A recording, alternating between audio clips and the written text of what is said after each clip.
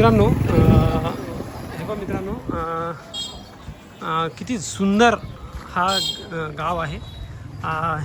हे जे गाव आहे मित्रांनो, या गावामध्ये व्हिएतनाममध्ये हा गाव आहे आणि या गावाचं सगळं जे अट्रॅक्शन आहे हे टुरिझमवर आहे। आणि या गावात जर तुम्ही एंट्री केली तर तुम्हाला एक तिकीट काढावं लागते, म्हणजे फीस द्यावी लागते। ती फीस दिल्यानंतरच तुम्हाला तिथे एंट्री आहे। पूर्ण गाव हा पूर्ण एक गजब स्वच्छता, आणि व्हिएतनामच पूर्ण स्वच्छता आहे, त्याच्यात काही शक नाही।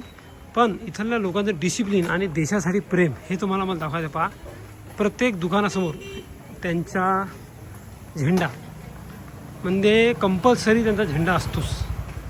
मला एक सांगा दोस्तांनो, की जर तुम्हाला असं वाटत असेल की खरंच ही सुरुवात आपण करूया, तर चला आपण आपल्या दुकानासमोर झेंडा, आपल्या ऑफिससमोर झेंडा भारताचा हे ठेवलं पाहिजे आपण। कारण की मित्रांनो, हे गोष्टी खूप जरुरी आहेत। आणि डिसिप्लिन आणि स्वच्छता तुम्हाला कुठंच, सगळ्या जे नाली आहेत हे सगळं अंडरग्राऊंड आहेत, कुठंच तुम्हाला रोड दिसणार नाही।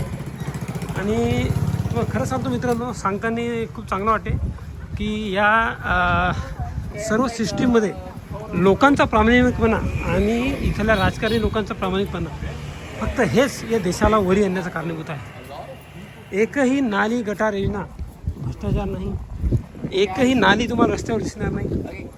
तुम्ही पाहून घ्या मित्रांनो, जर तुम्हाला वाटत असेल नाली गटार योजना कशी असते, पहा, ही नाली गटार योजना इथून गेलेली आहे, एकही नाली काढलेली नाही। आणि असं पूर्ण व्हिएतनाममध्ये आहे, कुठंच तुम्हाला दिसणार नाही।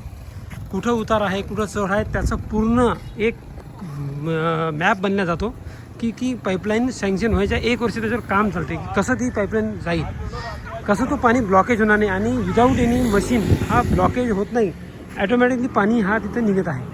माझा मनाचा अर्थ मित्रांनो एवढाच आहे की खरं देशासाठी जर प्रेम असेल, त्याच्यात नागरिक बी आले, आपले नेता लोक आले, सगळे झाले, या सगळ्यांनी थोडं जर अजून जी भक्ती आहे ती वाढवली, तर मला नाही वाटत की आपल्या देशाला कोणासमोर उभं राहायचं काम पडणार आहे। मला माझ्या देशावर खरंच अभिमान आहे, त्याच्यात काही एक शब्दही मला म्हणजे शक नाही आहे। पण आपल्याला जर अजून पुढं जायचं असेल मित्रांनो, तर खरंच असं प्रेम थोडं वाढवावं लागेल, एवढी माझी कळकळीची विनंती सर्वांना आहे। कारण की आपण